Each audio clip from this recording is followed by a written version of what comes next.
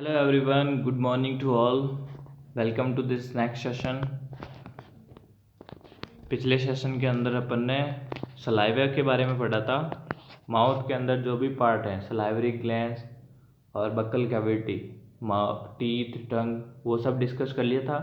अभी आगे बढ़ते हैं। डाइजेस्टिव सिस्टम का नेक्स्ट पार्ट आता है एसोफेगस। एसोफेगस के बाद में स्टोमक, स्टोमक के बाद में इंटेस्टाइन। चलो डिस्कस करते हैं एसोफेगस के बारे में। क्या है एसोफेगस? फूड जब माउथ के अंदर च्यू हो जाता है, ग्राइंड हो जाता है, तो उसके बाद में नेक के अंदर एक मौजूद पार्ट है फेरिंग्स, या फिर ऐसा कह सकते हैं नेक के जस्ट अपर साइड में। उस फेरिंग्स पार्ट से वो आगे फूड पाइप में जाता है। फेरिंग्स से दो पाइप से कनेक्टेड रहता है। कौन कौन से दो पाइप हैं? सांस लेते हैं वो भी तो अंदर जाती है भाई, तो सांस लेते हैं वो तो चली जाती है विंड पाइप के अंदर, और जो खाना अपन निगलते हैं, स्वेलो करते हैं, वो जाता है फूड पाइप के अंदर, या फूड पाइप को हम एसोफेगस बोलते हैं। एसोफेगस में ओ साइलेंट रहता है, बाकी को प्रोनाउंस करते हैं अपन ESOPHAGUS, एसोफेगस। ओके, और उसको दूसरे वर्ड में फूड पाइप बोलते हैं। तो भाई साहब, अगर फूड विंड पाइप में चला गया तो इसके लिए उनके बीच में होता है एपिग्लोटिस। वो विंड पाइप को ढक के रखता है। जब आप स्वेलो करते हैं, फूड को निगलते हैं, फूड पाइप के अंदर डालते हैं, तो उससे पहले विंड पाइप ढक जाता है। चलो इसके बारे में पढ़ते हैं पहले, एसोफेगस के बारे में। When food is chewed and partially digested in the mouth cavity, then it pushed into the pharynx. जब फूड को माउथ के अंदर च्यू कर लिया जाता है और वो पार्शियली डाइजेस्ट हो जाता है। भाई साहब, पार्शियली डाइजेस्ट कैसे हो जाता है? पिछले सेशन में जो स्लाइवरी ग्लैंड्स पढ़ी थी, स्लाइवरी ग्लैंड्स के अंदर होता है एमाइलेज। एमाइलेज क्या करेगा? एमाइलेज शुगर को स्टार्च में कन्वर्ट कर देगा। स्टार्च का डाइजेशन यहाँ पे शुरू हो जाता है। तो इस तरह से एमाइलेज वर्क करता है इसके ऊपर। From pharynx food passes to a long tubular esophagus that runs along the neck and chest. तो फेरिंग्स के बाद में फूड जाता है एसोफेगस के अंदर, और एसोफेगस कहाँ से पास होता है? नेक के अलोंग साइड से, नेक के पीछे से वो शुरू होता है। runs along the neck and the chest. Muscles in the wall of esophagus work in coordinated manner by contraction and relaxation to push food and liquid down into the stomach. अब food pharynx से oesophagus में चला गया, food pipe में चला गया, तो उसका क्या होगा? तो फूड पाइप के अंदर जो मसल्स होती है, अंदर के साइड की मसल्स, वो कॉन्ट्रैक्शन और रिलैक्सेशन करती है। क्या होता है कॉन्ट्रैक्शन और रिलैक्सेशन? कॉन्ट्रैक्शन का मतलब सिकुड़ना होता है, रिलैक्सेशन का मतलब फैलना। तो जब वो फैलती और सिकुड़ती है, तो वो जो भी फूड आपने निगलिया है, स्वेलो करा है, वो फूड धीरे धीरे स्टोमक की तरफ बढ़ जाएगा, इस तरफ चला जाएगा। तो इस मूवमेंट को, जो कॉन्ट्रैक्शन और रिलैक्सेशन का मूवमेंट है मसल का, उस मूवमेंट को पेरिस्टाल्सिस मोशन बोलते हैं। पेरिस्टाल्सिस बोलते हैं। कभी तुमको पूछे एसोफेगस के अंदर जो कॉन्ट्रैक्शन और रिलैक्सेशन का मूवमेंट है, कौन से मूवमेंट से फूड स्टोमक तक पहुंचता है, तो वो मोशन है peristalsis motion. Okay, no digestion take place here. लेकिन एसोफेगस इतनी लंबी नली में जाने के बावजूद फूड का किसी तरह से डाइजेशन यहाँ नहीं होता है। तो कहाँ होगा डाइजेशन? स्टोमक के अंदर। उससे पहले कुछ और बातें करते हैं। क्या है वो? अपग्रेडेड इन्फो के बारे में क्या देता है ये, क्या बोलता है ये? समटाइम्स, कई बार, we feel choking while eating. Why this so? जब अपन खाना खाते हैं, तो खाना खाते वक्त कई बार ऐसा होता है कि अचानक से हमें खांसना शुरू कर देते हैं। फूड अचानक से विंड पाइप में चला जाता है, और विंड पाइप में चला जाने से खांसी शुरू हो जाती है। और हमें दम घुटने जैसा लगता है। तो ऐसा क्यों होता है? Because of the entering of food particles into the wind pipe. Food particle, थोड़ी देर पहले बताया था कि विंड पाइप के ऊपर एपिग्लोटिस ढक देता है उसको जब फूड को फूड पाइप में एंटर करवाते हैं। लेकिन कई बार जब बातें करते रहते हो खाते वक्त तुम लोग, तो वो उस वक्त थोड़ा थोड़ा सा फूड पार्टिकल उसके अंदर घुस जाता है विंड पाइप के अंदर, और विंड पाइप के अंदर जब फूड घुसेगा तो वो उसको चॉक कर देता है, सांस लेने से रोक देता है। तो इस वजह से हम लोगों को चॉकिंग जैसा फील होता है। चॉकिंग बोलते हैं दम घुटने जैसा। ओके, दिस में happen particularly while eating in hurry. या तो आप जल्दी जल्दी खा रहे हो इसलिए, या फिर लाफिंग और टॉकिंग वाइल ईटिंग, हंस रहे हो खाते वक्त या फिर टॉक कर रहे हो, तो उस वक्त ये सब चीज़ें होती है। इनसाइड आवर थ्रॉट, हमारे गले के अंदर फूड पाइप जिसको एसोफेगस बोलते हैं एंड विंड पाइप जिसको ट्रैकिया बोलते हैं शेयर अ कॉमन पासेज। तो इन दोनों का पासेज एक ही है। कौन सा है वो? उसको फेरिंग्स बोलते हैं। नाक से, जो नोज है, नोज से अपन एंटर करवाते हैं एयर को, एयर भी फेरिंग से पास होती है और फूड भी फेरिंग से पास होता है। मतलब इन दोनों का पासेज तो कॉमन है।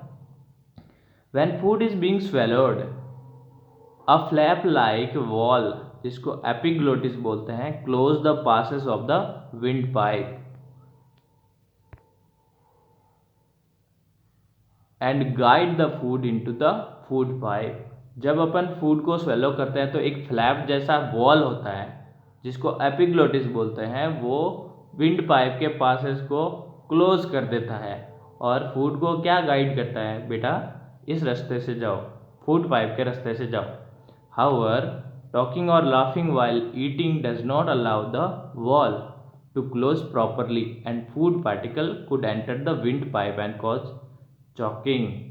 लेकिन जब आप बातें करते रहोगे या हंसते रहोगे खाना खाते वक्त, तो उस वक्त एपिग्लोटिस पूरी तरह से विंड पाइप को क्लोज नहीं कर पाता है और कुछ पार्टिकल विंड पाइप के अंदर चले जाते हैं, जिससे हमें चॉकिंग हो जाती है या दम घुटने लगता है। ओके, क्या करने को बोल रहा है ये? पेरिस्टाल्सिस मोशन को समझने के लिए एक एक्टिविटी दे रखी है कि पेरिस्टाल्सिस मोशन कैसे होता है एसोफेगस के अंदर। टेक अ फ्लेक्सिबल स्ट्रॉ, एक स्ट्रॉ लीजिए। क्या होता है स्ट्रॉ?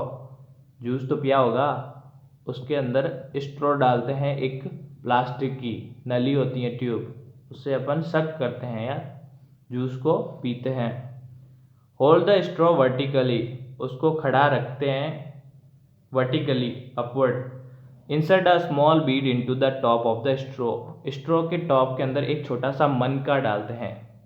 क्या करेंगे उसका? The Beed should fit into the top of the straw, और मनका ऐसा होना चाहिए उसकी बराबर साइज का, आसानी से वो फिट हो सके। ऐसा नहीं हो कि डाला और नीचे गिर गया। फिर क्या करो? Pinch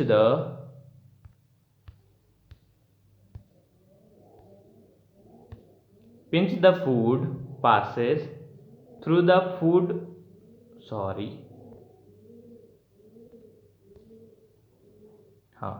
pinch the straw above the bead so that the bead begins to move down the length of the straw। ऊपर जो पार्ट है बीड के ऊपर वाला, उसको थोड़ा सा पिंच करते जाते हैं तो धीरे धीरे मन का नीचे की तरफ खिसकता चला जाता है। Continue to do so until the bead comes out from the other side. ये तब तक करते रहो जब तक कि वो बाहर नहीं निकल जाता। Is this action similar to peristalsis? क्या ये पेरिस्टाल्सिस के जैसा ही था? What do the straw and bead represent? Straw और बीड क्या है? स्ट्रॉ तो हो गई एसोफेगस और बीड क्या हो गया? फूड। ओके, हमारा नेक्स्ट पार्ट आता है स्टोमक। एसोफेगस से निकल के वो स्टोमक के अंदर फूड एंटर करेगा। देखो इसको, ये है हमारा स्टोमक। इसको अपर पोर्शन को काटा हुआ है, ऊपर से सेक्शन करा हुआ है, तो यहाँ से फूड एंटर होता है यहाँ पर। इसके पीछे एक पार्ट होता है डायाफ्राम। डायाफ्राम क्या होता है भाई? डायाफ्राम लंग्स के नीचे मसल्स होती है। तुम लोग सांस लेते हो, सांस किस वजह से ले पाते हो? ब्रीद इन और ब्रीद आउट किस वजह से कर पाते हो, वो एक ही महाशय है, वो है डायाफ्राम। डायाफ्राम क्या करता है, सिकुड़ता रहता है और रिलैक्स होता रहता है, कॉन्ट्रैक्शन और रिलैक्सेशन करता है, जिससे लंग्स ब्रीद इन और ब्रीद आउट कर पाते हैं। ये होता है स्टोमक से जस्ट ऊपर की साइड में। फिर स्टोमक के अंदर फूड आएगा। चलो इसमें पढ़ते हैं। The food passes through the food pipe into the stomach in just 10 second. बस फूड 10 सेकेंड लेता है निगलने के बाद स्टोमक तक पहुंचने में। Stomach is a J shaped thick walled pouch located on the left side of the abdomen. Abdomen बोलते हैं पेट को।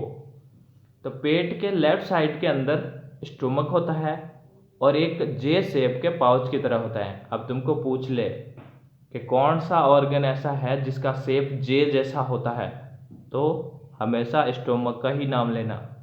It is the widest part of the alimentary canal. ये एलिमेंट्री कैनाल का सबसे चौड़ा पार्ट होता है।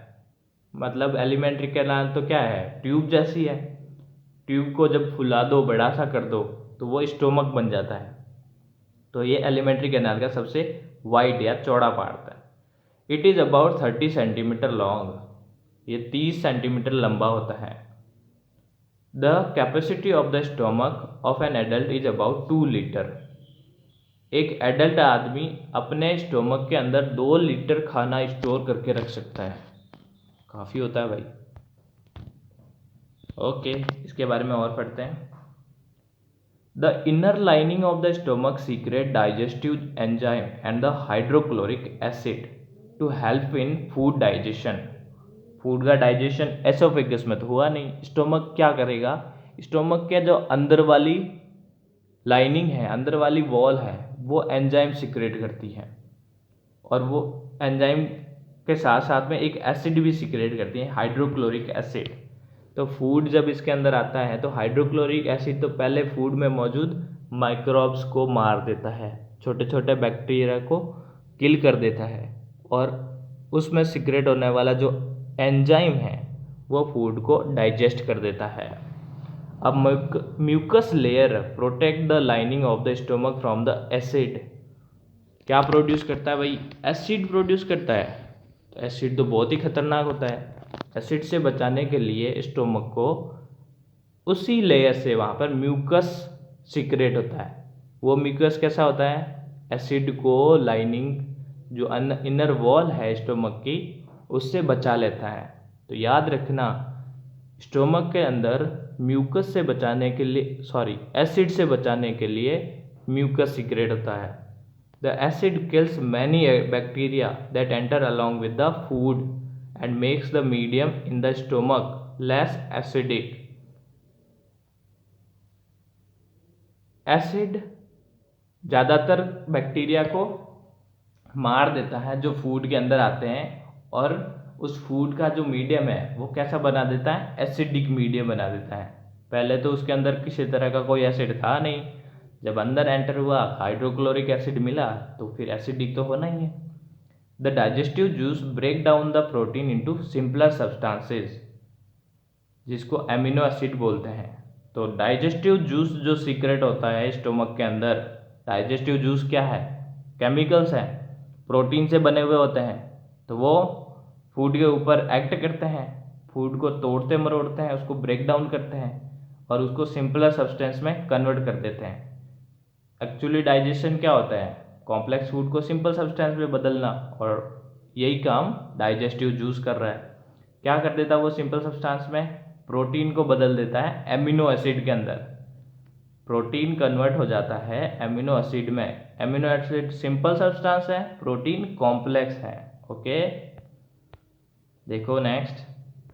दस food gate partially digested and is converted into a thick liquid called crime. इतनी देर फूड का कोई नाम नहीं था, लेकिन अब नाम दे दिया। इसके अंदर स्टोमक में डाइजेस्ट होने के बाद में जो फूड होता है उसको काइम बोलते हैं।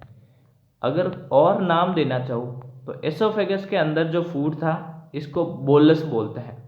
ये बोलस बोला, इसके अंदर नाम नहीं दे रखा, लेकिन बोलस बोला जाता है, ठीक है। और स्टोमक के अंदर जो फूड है उसको काइम बोलते हैं। The stomach carries 3 mechanical task. Stomach 3 चीजें करता है, 3 काम करता है। कौन कौन से 3 काम करता है? पहला काम देखो उसका, the muscles of the upper part of the stomach relax to accept large quantities of the swallowed food and liquid material. इसका अपर पोर्शन तो रिलैक्स होके मतलब फैल जाता है और ज़्यादातर जो भी खाना हमने खाया है उसको एक्सेप्ट करता है। फिर एक्सेप्ट करने के बाद उस फूड का क्या करेगा वो? The food materials are then mix with digestive juice in the lower part of the stomach by action of its muscles. फिर इसके अंदर की जो मसल्स हैं उनके एक्शन से फूड मटेरियल को डाइजेस्टिव जूस के साथ में मिक्स किया जाता है, cooking. Finally the stomach empties all it's contents slowly into the small intestine. और धीरे धीरे डाइजेशन होने के बाद में स्टोमक अपने पास जो भी मटेरियल है उसको आगे भेज देता है। किसके पास? स्मॉल इंटेस्टाइन के पास। ये स्मॉल इंटेस्टाइन नेक्स्ट पार्ट होता है, उसको पढ़ेंगे बाद में। ओके, चलो फैक्ट पढ़ते हैं। फैक्ट क्या लिखा है? The wall of stomach contains about 40 million गैसियो glands which secrete gastric juice. Gastric juice का नाम क्या है? Hydrochloric acid. इसके अंदर 40 मिलियन गैस्ट्रियो ग्लैंड्स होती हैं। ग्लैंड्स का क्या काम होता है? ग्लैंड्स होती हैं सीक्रेशन करने वाली, केमिकल वगैरह प्रोवाइड करवाने वाली। ओके, तो इसके बारे में एक और चीज़ है, स्टोमक को फाउंड किसने किया? किसने पता लगाएगा सबसे पहले कि हमारी बॉडी में स्टोमक होता है? तो इसके बारे में एक कहानी है। कब की कहानी है ये? 1822 की कहानी है। एक कैनेडियन मैन, कनाडा का एक आदमी, Alexis Stephen Martin was badly hit by bullet. एक आदमी था कैनेडियन, उसको गोली लगी थी, which had seriously damage his chest, जिससे उसकी जो चेस्ट थी वो बहुत बुरी तरीके से डैमेज हो चुकी थी और उसके अंदर एक होल हो गया था, and made a hole in his stomach. He was under the treatment of an American army doctor या सर्जन। उसका ट्रीटमेंट अमेरिकन आर्मी का सर्जन कर रहा था। तो विलियम, जिसका नाम था William beaumont, the patient was saved but the hole was not healed properly। अब पेशेंट को तो बचा लिया गया लेकिन उसका जो होल हो गया था उसको अच्छी तरीके से हील नहीं कर पाए। तो हील नहीं कर पाए तो उन्होंने क्या देखा? Through this hole the working of the stomach was observed by the doctor. He extracted the and analysis gastric juice and stomach contents at a various stage of digestion. उन्होंने गैस्ट्रिक जूस के secretion को देखा और उसके digestion के अलग अलग stage को ऑब्जर्व किया। He observe that the end of the stomach opens into the intestine only after the digestion of the food is completed. जब तक डाइजेशन, फूड का डाइजेशन स्टोमक के अंदर कंप्लीट नहीं हो जाता तब तक वो ओपन नहीं होता है। डाइजेशन कंप्लीट होने के बाद वो स्मॉल इंटेस्टाइन के अंदर ओपन हो जाता है। ओके, स्मॉल इंटेस्टाइन को पढ़ेंगे कल। Thank you all.